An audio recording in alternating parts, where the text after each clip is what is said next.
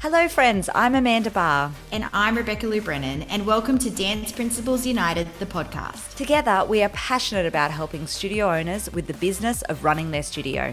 Join us as we talk everything from marketing, systems, studio culture, motherhood, life, and everything in between. This is the Dance Principals United podcast.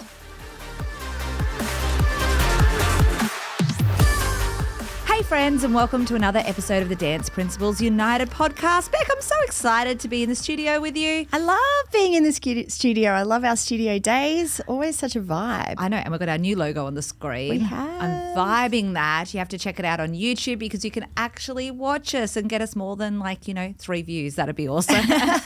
There's been more than 3 views, don't worry. But it would be nice to get a few more now that we're trying to do it on YouTube as well. How's everything been going? How is everything at the studio? Yeah, it's pretty amazing. It's that crazy concert time of year where we're getting together with all the costumes and the prep and it's all happening. Crazy. Concert comes up so quickly, It does. right? It does. And I feel like you always just go, didn't we just do this? What? Well, we actually did just do it Yes. mid-year. Yes.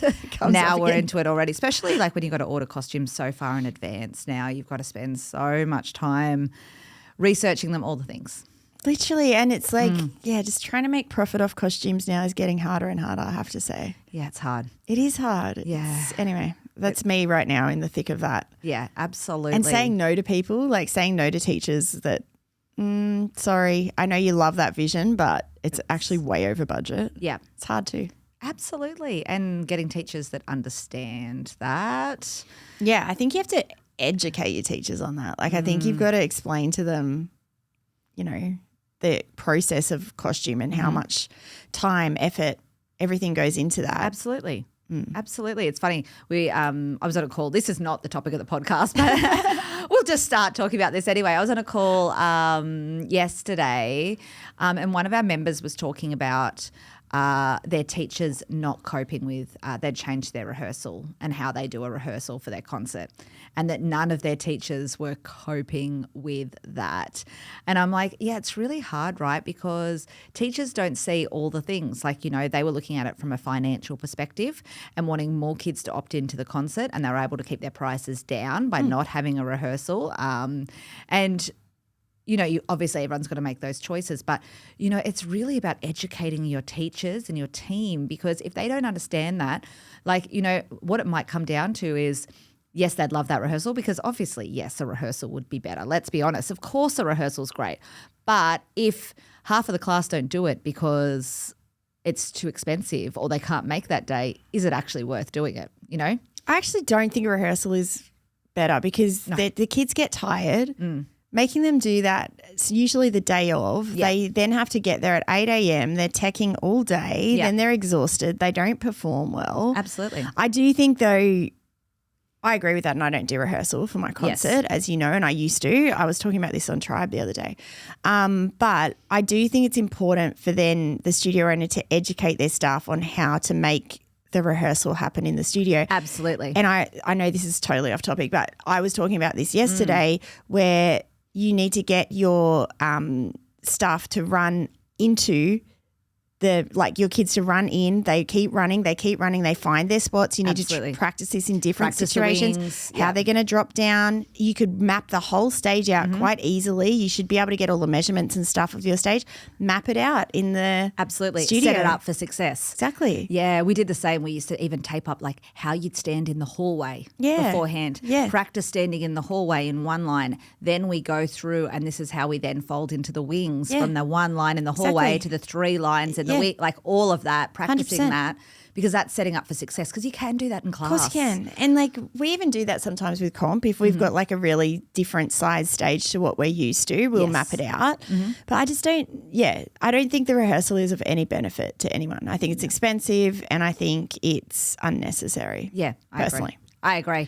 But I think, the whole thing is educating our teachers on the why behind this, right? Absolutely. And that's so, so important. So not what we're here to talk about today though. But relevant because, we're talking about concerts. Absolutely. About backstage at concerts. And I think, you know, it's all relevant at the end of the day, because I was saying this yesterday because we did concert release for SGC yesterday.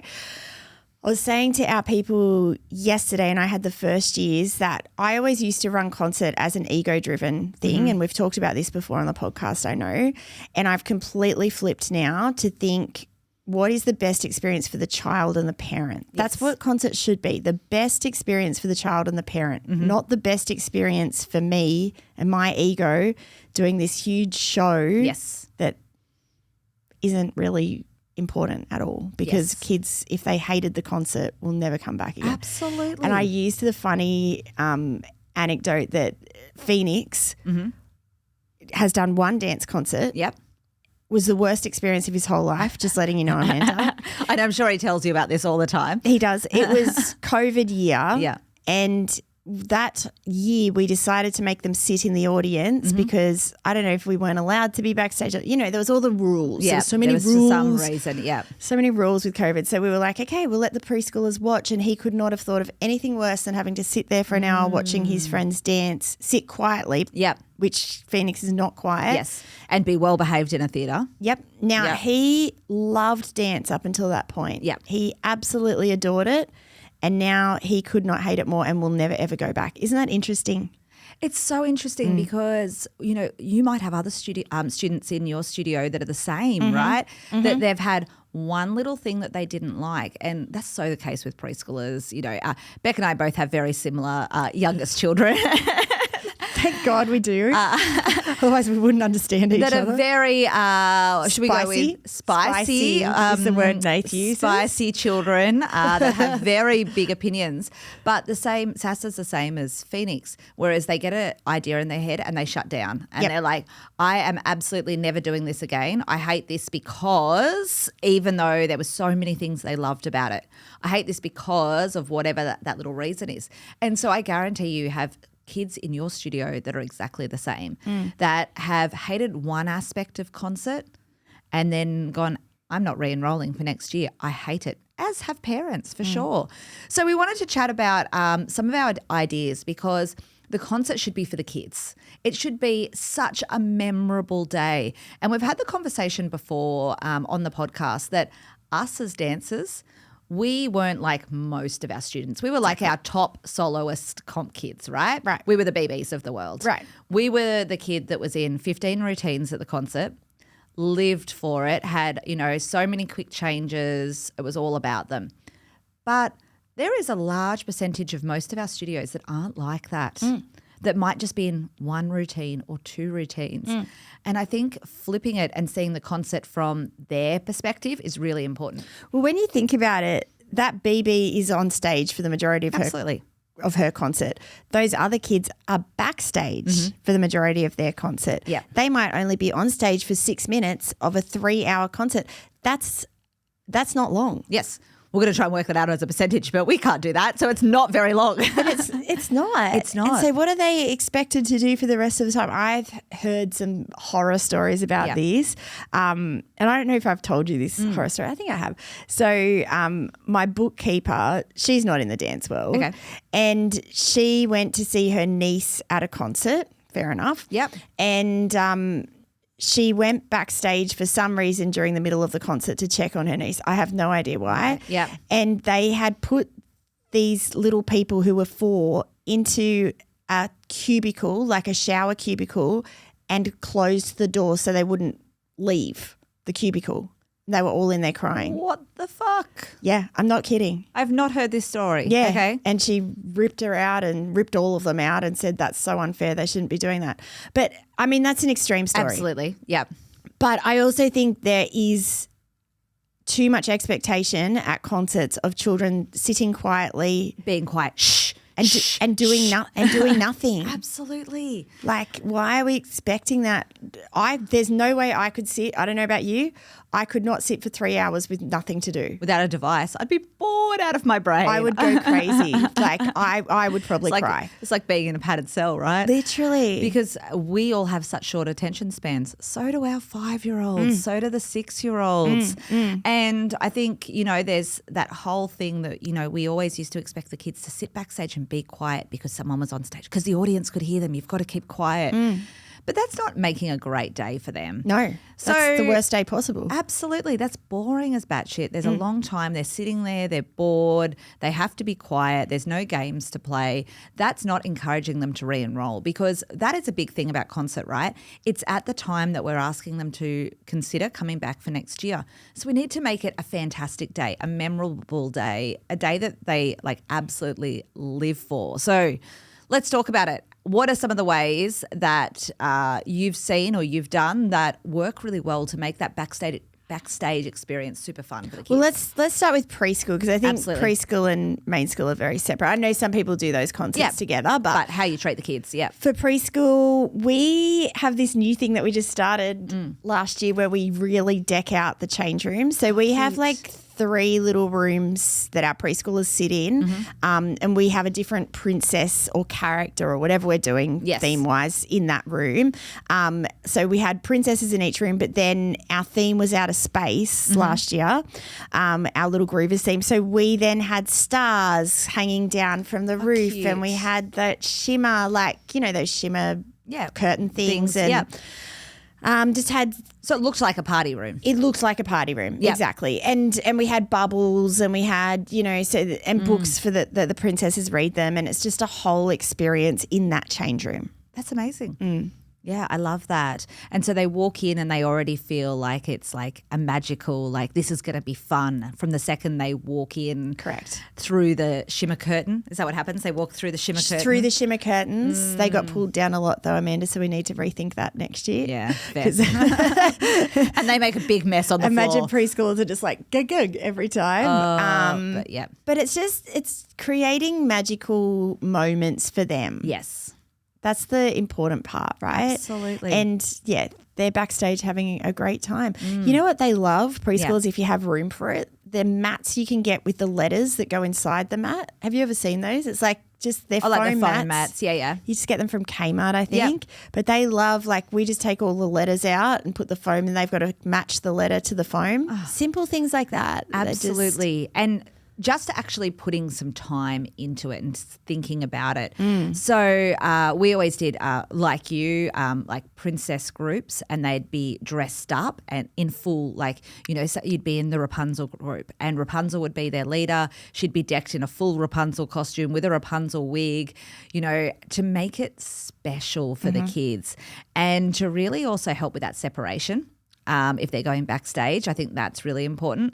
And whether that's princesses or space characters or whatever it is, making it super exciting, I think can really help like boost those levels backstage and make it fun. Yes, absolutely. And giving them something to do so they're not bored. Absolutely. You can't expect preschoolers to sit and wait. No, absolutely. So my other top tip would be that we had, big boxes of fun, we called them. Oh, cute. Boxes of fun that every princess had. And it was like a kit of things to entertain their group of 20 kids or whatever they had, right? And so in their boxes of fun, there was colouring in, there was some games. We used to go to Kmart and just buy some like crafty like foam stickers or beads. I know you used to do like loom bands and stuff. Yeah, not with preschoolers. But with the older kids, Yeah, but like, things like that kept them busy. And I think anything you can do like that is so great. We also used to feed the preschoolers. And we started doing that just because so many of the parents, and I'm sure you've all had this experience as well, that they're like, oh, do I pack food? And you're like, please do not pack gross food that's going to get all over my costumes. So we were like, hey, we're going to feed them. And more so, not because they need to eat while they're backstage for that period of time, but more that it just gave them something to do as well. So Smart. I spoke to a couple of daycare teachers, and they said, like jats are really good. Very few kids have allergies to jats. Right.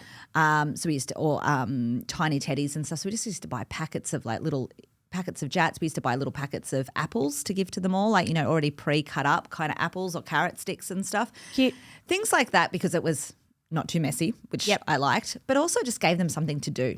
Absolutely. I love that. We don't do that, but we do have tiny teddies and bottles of water. But they never get used. We have them stuck We always there. ran out of them. Like, it's funny, isn't it? Because it's like how the person gives it to them sometimes. Whether and we've chooses never not to. made a moment of it. I've Yes. never even thought to do that as a moment. We just have them there in case a child comes up and says they're hungry. Yeah. Totally off topic, but we are now at the point with our preschool concerts where the kids do not even bring a bag in. Yes. Or shoes. Not even shoes. Yeah. So they either come in their first pair of dance shoes Yep. or nothing else. No, that's it. That's it. No jacket, no. Yeah. We're just like, that is because it's too hard to keep all of their stuff together. Absolutely. And they start pulling out random toys that get lost, and there's all of that as well. Yep. So we get them to take their shoes off at the door and they walk in with their dance shoes on only. Absolutely. Just makes it so much easier. You know, the other thing we always had, just thinking about as I started talking about toys, always in our box of fun for each leader was we had some like teddy bears and stuff like that as well. Cute. And we had those because that worked really well, like for a crying child, if you wanted to give them the special. And we used to have like mascots as well, like toy mascots. So there was always a toy mascot for them to cuddle. That's really smart. And I thought that worked really well. The other thing, like when we had Chantel and Samson from Little Groovers on the podcast, is they always had fairy dust in their, backstage kit that they would sprinkle on the kids that were feeling a bit nervous, and it was magic. I think they called it bravery, courage dust. Courage dust. Yeah, and they'd sprinkle that on, and I thought that was such a good idea. And I don't think it actually matters what you actually have for the kids to do. There's so many great ideas. You can go to Kmart, you can buy stuff, you can do whatever. But I think it's actually putting time, energy and effort and actually thinking about it, as well as training whoever's backstage to use those tools and not just go, hey, kids, just sit down and entertain yourself. Give them a list of games to play. Give them a list of what's inside the box that they could do. And I think that's what makes a difference, right? Absolutely. With the older kids, and I totally got this idea from you, so I'm not going to take any credit for it. We have the party room now. Yes. And oh gosh, Amanda, our party room was so epic last year. Like, it was amazing. Yeah. So we hire a party DJ kind of person, and she looks after it for the night. So we don't even have to worry about it. It's $500 really well spent, can I just say. We had those, those glow light up wands, like not just the foam ones. The foam ones, yeah. We had those in there. You can buy from Temu or Shein or whatever, yep. We also set up a quiet corner that had the loom bands in it, so they could go and do the loom bands if they wanted to. Cute. But it is epic in that party room. They are having the best time with her. So She's doing cute. the Macarena. I was going to say, so they're playing like disco games. The whole time. Our critical paths say, go get such and such out of the party room because you don't want to miss a child, obviously. Yep. But yeah, it's just right next to our dressing room. Yes, it costs me extra to hire it, but it is so worth it. That's really interesting. So you let the kids go in both before and after, just Correct. depending on how many routines they're in, all of Correct. that kind of stuff. So good. And just the DJ kind of like runs it like a school disco where they have the games. I presume they play other games like, freeze dance or whatever. Look, haven't been in there. Not really sure. Couldn't tell you what's happening in there.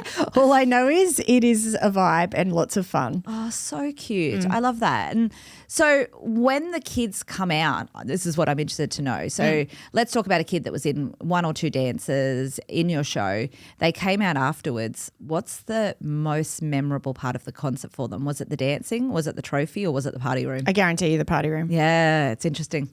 I guarantee you the party room. And kids didn't want to leave the party room. That's like when they wanted you've done a good job. They wanted to stay in the party room. And they got changed real quick so they could go have a turn in that party room before they went on stage. So I love that too. So you let them with the costumes in there. They were like pre-dressed. Yeah, just 100%. go and have a ball. Yep. Absolutely.